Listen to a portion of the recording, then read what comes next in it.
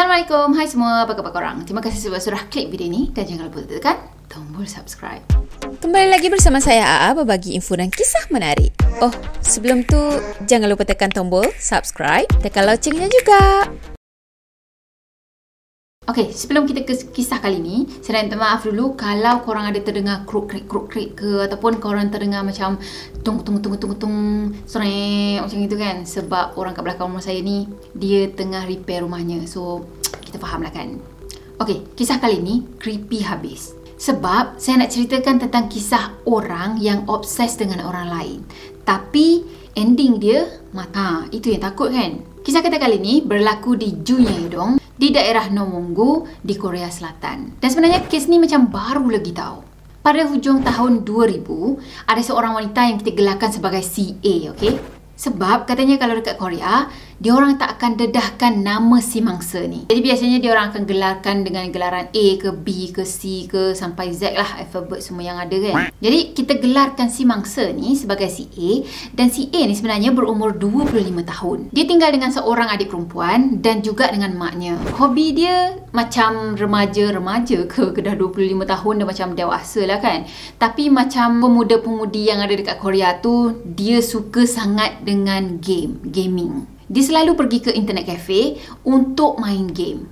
Jadi dekat internet cafe tu sendiri, diorang macam dah jadi satu puak-puak tau. Ada satu geng A yang suka main game ini, ada satu geng B yang suka main game ini, macam tu lah kan. So dia pun tak terlepas daripada masuk salah satu geng tu. Dan diorang biasanya akan lepak-lepak lepas diorang dah main game. So memang tak heran sangat lah kalau dia ada ramai sangat kawan. Saya rasa kalau gamers memang akan faham sangat lah geng-geng yang diorang kenal untuk main game sama-sama. Jadi boleh kata dia selalu lepak dekat internet cafe tu dalam beberapa tahun dah. Memang dia adalah antara pelanggan tetap cafe tu. Tambah pula internet cafe tu sebenarnya dekat je dengan rumah dia. Katanya dalam beberapa minit je kalau jalan kaki. Balik daripada kerja terus singgah internet cafe, main game dulu, lepas tu lepak, dah tu baru balik rumah untuk rehat. Salah satu game yang diorang suka sangat main adalah game League of Legends. Tak familiar sangat dengan game ni, tapi mungkin jenis game yang lawan-lawan macam tu kan, macam PUBG macam tu, atau mungkin dia semacam Warcraft kan. Okey, lepas saya tanya Encik Google tadi,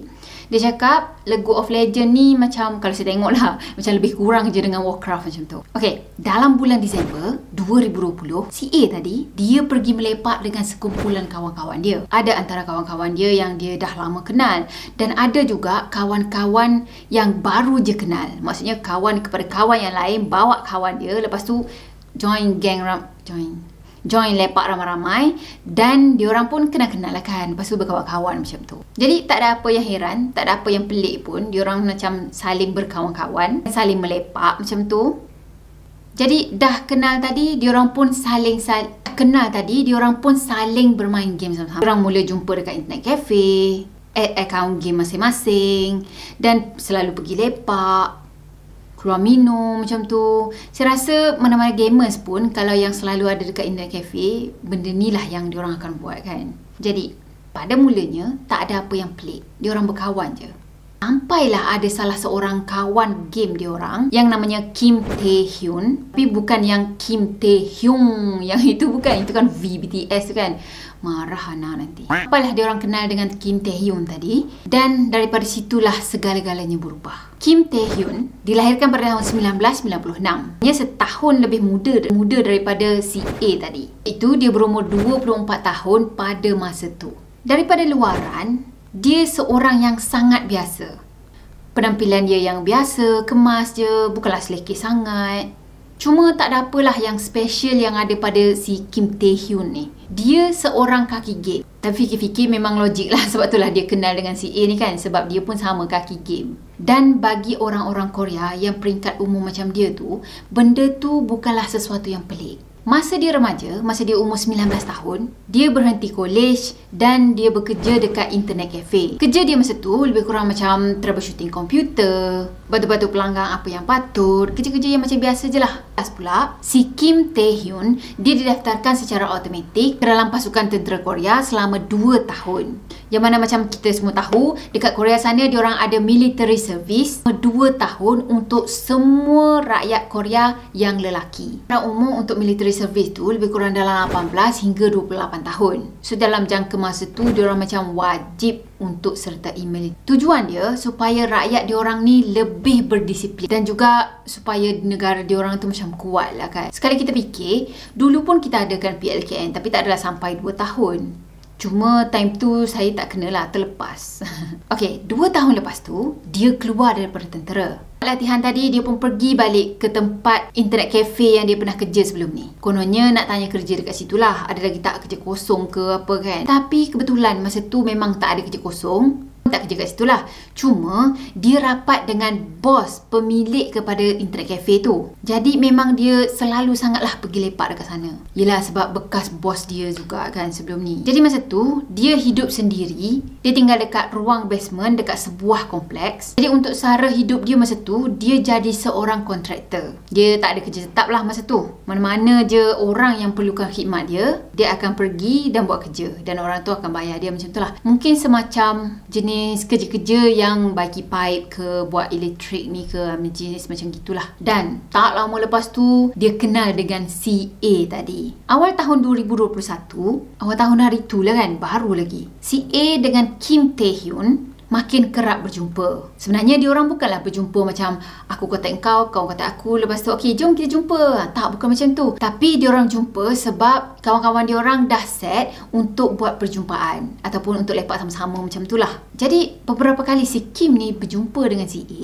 Katanya si Kim ni dah terjatuh hati dengan si A ni. Cuma si Kim, dia bertepuk sebelah tangan. Si A tadi sama sekali tak ada perasaan dekat si Kim. Malah kelakuan si Kim masa tu buatkan si A ni rasa tak selesa. Rasa macam creepy je lelaki ni macam tu kan. Sebabnya bila si Kim tadi luahkan perasaan dia kepada si A, aku cinta padamu macam tu kan. Si A tadi terang-terangan menolak si Kim ni. Tapi si Kim ni, dia tak terima cinta dia ditolak tau. Mana boleh, aku dah suka kau kot. Kau kena suka aku balik. Apa hal pula kan? Jadi gaduh lah dia orang macam tu. Tak terima cinta dia ditolak tadi, dia bergaduh besar macam tu. Bergaduh punya bergaduh dan benda ni sebenarnya berlanjutan. Dia bukan habis kat situ je tak. Si Kim ni pula, dia bukanlah rasa sedih sebab cinta dia ditolak tau. Tapi dia rasa marah dengan penolakan daripada si A tadi. So benda ni daripada perasaan cinta bertukar jadi perasaan benci dan juga meluat. Jadi start daripada situ, si A selalu diganggu. Dan dia mula menjauhkan diri daripada kawan-kawan dia yang mana dia orang selalu lepak sama-sama dan satu geng juga dengan si Kim tadi. Jadi kalau kawan dia orang ajak si A ni untuk jumpa, untuk pergi lepak sama-sama, minum-minum macam tu, dia akan tanya, si Kim ni pergi ke tak? Kalau si Kim ni pergi, tak jadi lah. Tak nak, aku ada kerja hari ni macam tu kan. Bagi je lah alasan apa-apa. Ingatkan, jauhkan diri macam gitu, macam reda lah sikit kan. Tapi sebenarnya tak. Si Kim ni, dia pergi cari si A dalam game pula. Dia selalu pergi ganggu si A ni dalam game yang diorang selalu main tu, dan juga dalam media sosial. Sampaikan si A ni bertindak untuk pergi block si Kim semua game dan juga social media yang dia ada. Cuma si Kim ni dia tak putus asa tau. Makin lama perangai dia tu makin pelik, makin teruk. Makin lama makin kuat pula gangguan yang si A ni terima daripada si Kim. Kim, dia pergi guna telefon awam untuk call telefon bimbit si A. Lepas tu dia tinggalkan pesanan suara. Dia selalu stalk ataupun pergi mengintip si A ni dekat internet cafe yang selalu si A lepak. Sampaikan si A ni terpaksa pergi tukar nombor telefon bimbit dia tau. Cuma tak lama lah sebab kawannya si A ni adalah kawan si Kim juga. Memang itulah, lari-lari pun macam jadi satu circle kan. Tambah pula dekat social media kan, memang senang sangat dah dapat info. Dia kena block daripada akaun ni, dia buka akaun baru. Yelah, kita pun tahu kan macam mana media sosial berfungsi. Jadi itulah, sekejap je dia boleh dapat nombor telefon si A ni balik. Dan mula ganggu si A ni lagi dengan panggilan telefon, pesanan suara. Macam psycho lah. Tak lama lepas tu, si Kim tadi kan golongan yang tak putus asa.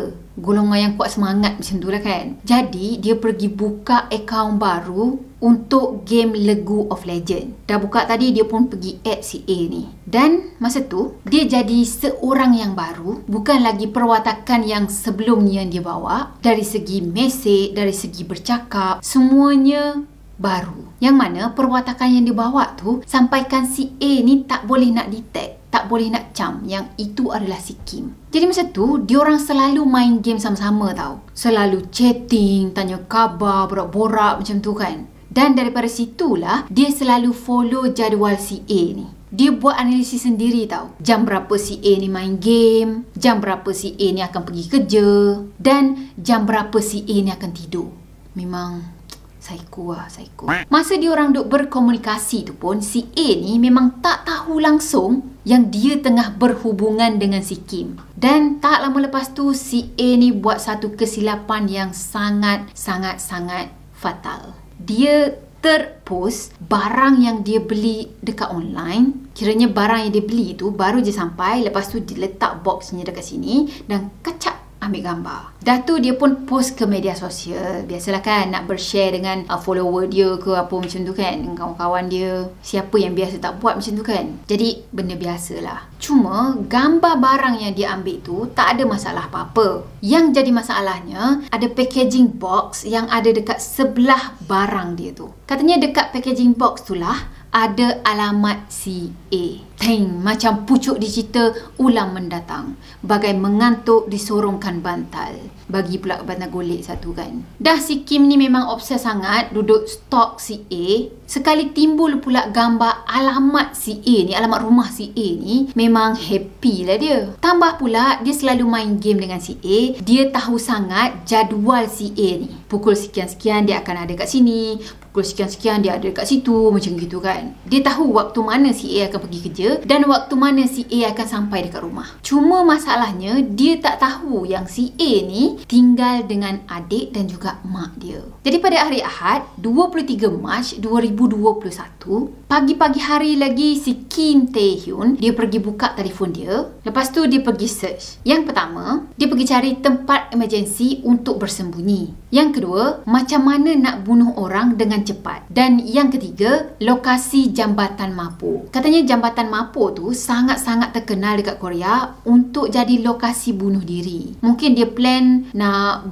bunuh je diorang ni dan juga nak pergi terjun bunuh diri. Macam tu lah kan. Gambaran kasarnya macam tu. Lepas tu dia mula ambil beg yang ada dalam almari rumah dia tu. Beg yang colour putih. Dia masukkan sepasang baju persalinan, tape colour biru, sarung tangan dan juga dia masukkan beberapa senjata ke dalam beg tu. Dalam masa yang sama, dia pakai semuanya pakaian dia tu hitam. Daripada kepala sampai ke kaki ni semuanya hitam. Macam Man in Black lah kan. Dah tu, dia terus berangkat menghala ke Jung Ye-dong. Pada jam 5.13 petang, ada CCTV yang menunjukkan dia menghala ke kafe yang selalu si A ni kunjungi. Katanya lebih kurang 10 miles juga kalau dia nak berjalan untuk pergi ke kafe tu. Jadi internet kafe yang ini tak sama dengan internet kafe yang dia kena bang hari tu. Dalam CCTV tu juga ada menunjukkan yang dia masuk ke dalam internet kafe tadi dan selepas 7 minit lepas tu dia keluar balik daripada internet kafe tu. Mungkin apa yang dia cari dekat internet cafe tu tak ada dekat situ. Dalam pukul 5.22 petang, ada satu lagi CCTV yang lain sempat rakam si Kim ni berjalan dekat smoking area. Dia nampak macam berkeliaran je dekat luar permis tu dan seolah-olah macam mencari sesuatu. Ataupun mungkin dia tengah mencari seseorang masa tu kan. Cuma mungkin apa yang dia cari dekat situ tak ada juga dekat tempat tu. Jadi 5 minit je lepas tu, dia terus blur daripada tempat tu. Dah tu dia menghala ke sebuah supermarket dan dia pergi beli senjata dekat sana. Cuma jenis senjata yang dia beli tak didedahkan oleh pihak media. Dan lepas dah beli senjata-senjata tu semualah, dia terus bertolak ke apartmen si A. Yelah kan dia dah dapat alamat daripada internet tadi kan. Jadi dia pun terus pergi ke sana untuk buat plan dia. Dalam pukul 5.35 petang, si Kim, dia pergi ketuk rumah si A tadi dan dia menyamar sebagai orang menghantar barang. Jadi masa tu dia lepas je lah security check yang ada dekat bawah ni. Bila dia cakap nak hantar barang kat atas macam tu kan. So guard dekat sana pun bagi je lah dia masuk kan. Dalam jam 5.35 petang, Kim, dia pergi menyamar sebagai orang menghantar barang. Jadi masa tu dia boleh lepas security check yang ada dekat bawah sana. Bila dah sampai dekat Pak Guard sana, lepas tu dia cakap dia nak hantar barang dekat atas macam tu kan. Dah tu guard ni lepaslah dia. Pergilah masuk, pergi hantar barang sana kan. Dah boleh masuk tadi, dia pun terus pergi ke apartmen si A ni. Dia ketuk pintu apartmen si A, ketuk macam tu. Nak hantar barang, delivery kan. Dan dia tunggu je dekat pintu tu. Nak tunggu pintu tu terbuka macam tu lah. Tapi beberapa kali dia cuba-cuba ketuk dan pintu tu tetap juga tak terbuka. Tiba-tiba dia terdengar ada suara daripada dalam rumah yang minta dia untuk tinggalkan je barang yang sampai tadi dekat luar rumah. Tak apa, letak je dekat situ. Sekejap lagi saya ambil macam tu kan. So dia pun letakkanlah barang yang dibawa tu dekat depan pintu apartmen si A. Jadi dah letak barang tadi, dia pun macam berpura-pura lah untuk pergi daripada situ kan. Tapi sebenarnya dia pergi menyorok tau. Sambil-sambil intai orang yang kat dalam rumah tadi dah buka pintu ke belum. 5 minit lepas tu dia tunggu dia nyorok je kan. Pintu apartmen tadi dibuka. Lepas si Kim ni nampak je pintu tu terbuka, dia terus berlari laju meluru ke arah pintu tu. Dia tahan pintu tadi dengan kaki supaya tak tertutup dan diorang berdua berpandangan antara satu sama lain. Rupa-rupanya yang buka pintu masa tu bukan si A, tapi adik perempuan si A ni. Yang katanya masa tu dia baru berumur 22 tahun. Walaupun orang lain yang buka pintu, tapi dia tetap juga pecah masuk ke dalam rumah tu. Dah dapat masuk tadi, dia terus tutup pintu. Lepas adik si A tadi meninggal tergeletak dekat situ, dia tak berganjak pun, dia tak belah daripada apartmen tu. Dia tetap juga menunggu sampailah si A ni balik ke rumah. Psycho. Jadi masa tu dia tinggal dengan mayat adik si A ni sampailah hari malam. Katanya malam tu sunyi je. Tak ada bunyi langsung daripada apartmen si A. Yang adanya cuma bunyi daripada jiran-jiran apartmen si A ni. Dan jiran-jiran si A ni tak tahu langsung yang malam tu, petang tu dah jadi satu tragedi yang buruk dah dekat rumah si A. Cuma adalah jiran yang terdengar bunyi teriakan, tapi mereka tak fikir yang ada benda seburuk tu yang dah berlaku. So diorang abaikan je. Bagus kan? Tak macam kita kipoci, dah kenapa tu menjerit macam tu kan. Okey, tiba-tiba dalam jam 10.31 malam, pintu apartmen dibuka daripada luar. Si Kim tadi dengar je pintu dibuka daripada luar, dia dah tahu dah ada yang sampai dekat rumah ni kan. So dia pun mulalah get ready. Kurangnya kalau si A ni balik, boleh lah terkam terus macam tu kan. Tapi rupa-rupanya bukan si A yang balik, mak si A ni yang sampai. Dia baru je balik kerja macam tu. Ya, macam yang jadi dengan anaknya. Mak si A ni pun terkejut sebab bila dia masuk rumah, ada orang asing yang ada dalam rumah tu. Dan dia juga terima nasib yang sama dengan anaknya, ditikam sampai mati. Lepas dah bunuh mak A tadi, si Kim, dia tetap juga sama. Tak berganjak, tak keluar pun daripada rumah tu. Dia tetap tunggu si A sampai si A ni balik. Sejam lepas tu, sekali lagi pintu apartmen dibuka daripada luar. So macam biasa, dia pun get ready. Siapa-siapa je yang masuk, dia memang akan terkam dan akan buat benda yang sama. Masa ni, pintu tu buka je, dia dah boleh nampak dah kelibat si A yang ada dekat depan pintu. Jadi si A tadi dia masuk ke dalam rumah dan dia nampak keadaan mak dan juga adik dia ada terbaring dalam keadaan yang mengerikan. Kim, dia nampak si A masuk ke dalam rumah, dia terus tonjolkan diri dia. This is me macam tu kan. Akulah yang buat semua ni. Dah dedahkan diri dia tadi, si A ni pun dapat nasib yang sama juga, ditikam sampai mati. Lepas dia buat pembunuhan ketiga-tiga mangsa tadi, si Kim, dia tinggal dekat apartmen tu, dalam apartmen tu selama 3 hari tanpa keluar rumah tau. Dia makan makanan yang ada dekat dalam rumah tu, dia minum alkohol yang ada dekat rumah tu, dan dia buat macam rumah tu adalah rumah dia. Dalam masa 3 hari dia tinggal dekat dalam rumah tu, sebenarnya banyak kali dia cuba untuk bunuh diri dia. Dia banyak kali cederakan diri dia sebab nak bunuh diri lah kan. Tapi last kali gagal sebab dia kejut. Okey, lepas 3 hari dia bunuh keluarga A, pada 26 Mac 2021, pihak polis datang ke apartmen A dan juga ketuk pintu apartmen tu. Sebab sebenarnya ada kawan si A ni yang pergi report polis. Katanya tolong pihak berkuasa untuk pergi cek rumah si A ni, dia ada ke tak, dia okey ke tak, sebab dah 3 hari dah dia orang tak dengar khabar daripada si A. Memang tak biasanya lah si A ni akan mendiamkan diri sampai ke 3 hari macam tu kan. Dah lah tak ada gaduh ke apa. Dan juga diorang ni macam bimbang lah kalau ada apa-apa yang berlaku dekat si A ni kan. Jadi diorang minta untuk pihak polis pergi cek apartmen si A. Bila pihak polis dah sampai dekat apartmen si A, dia dah ketuk-ketuk dan sekali diorang terkejut sangat sebab dalam apartmen tu ada 3 mayat yang ada tergeletak dekat dalam rumah tu. Dan yang paling, tak tahulah ayat yang paling sesuai nak digunakan dekat sini, tapi yang paling mengejutkan, si pelakunya tu ada sekali tinggal dekat dalam apartmen tu. Jadi memang tak payah nak susah payah cari siapa pelakunya. Pergi dekat ke tempat kejadian, pelakunya dah ada, dah menunggu dah. Jiran-jiran diorang lagilah terkejut sebab diorang tak dengar apa-apa pun. Kecuali yang ada seorang ni lah yang terdengar macam ada benda menjerit. Cuma tak fikirlah itu benda penting ke atau mungkin gaduh-gaduh ke, macam tu je kan. Tiba-tiba je ada 3 mayat dalam apartmen tu. Dan kawan-kawan diorang dan juga family diorang memang tak percaya apa yang dah berlaku. Itu adalah sesuatu yang sangat menyedihkan bagi diorang. Lepas dah kena tangkap tadi, si Kim Tae-hyun, dia dimasukkan ke dalam hospital sebab banyak sangat kesan-kesan luka yang ada pada badan dia ni. Dia cuba cederakan diri dia sendiri untuk bunuh diri tu tapi gagal kan. Jadi masa tu dia dimasukkan ke hospital dulu untuk dapatkan rawatan.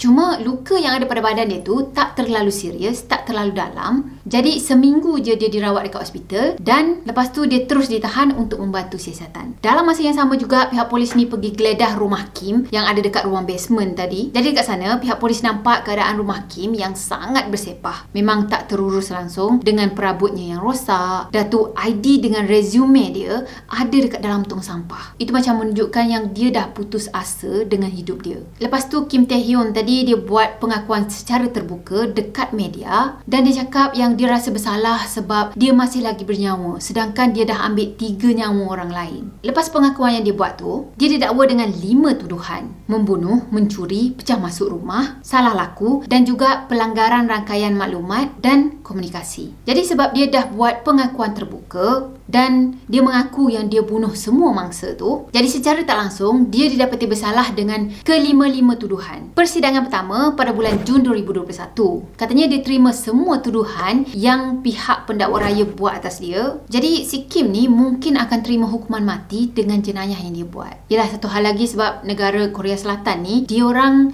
masih lagi terima hukuman mati dilaksanakan dekat negara diorang. Cuma sempat lagi tahu dia macam mungkin bela diri lah kot ataupun mungkin saja nak buat statement ke entahlah. Dia cakap dia sebenarnya secara tak sengaja pergi bunuh mak si A dan juga adik si A. Jadi yang dia sengaja nak bunuh adalah si A je. Krik-krik lah kan. Padahal mak si A dengan adik si A ni yang dia bunuh dulu. Lepas tu dia boleh nak pergi claim terbunuh kan. The end. Itulah dia cerita tentang seorang lelaki yang sangat-sangat obses dengan orang lain. Dengan perempuan yang dia suka. Tak tahulah apa masalah dia sampaikan dia tak boleh nak terima penolakan yang si A ni buat. Sebab itulah kalau kita nak tolak cinta orang lain, jangan keluarkan kata-kata kesat. Jangan keluarkan kata-kata yang kasar.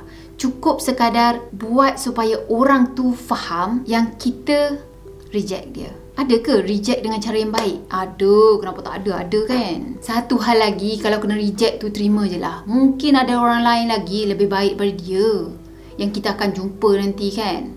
Kita kena fikir macam tu. Be positive. Be positive. Jadi saya rasa sampai di sini untuk video kali ni. Saya harap korang sukakan video ni. Dan marilah kita sama-sama memotivasikan diri kita untuk jadi orang yang lebih baik lagi. Jadi macam biasa, kalau korang suka video ni, jangan lupa untuk tekan tombol like, comment, share dan juga subscribe. Jumpa lagi next video. Bye bye. Assalamualaikum warahmatullahi wabarakatuh. Bye bye.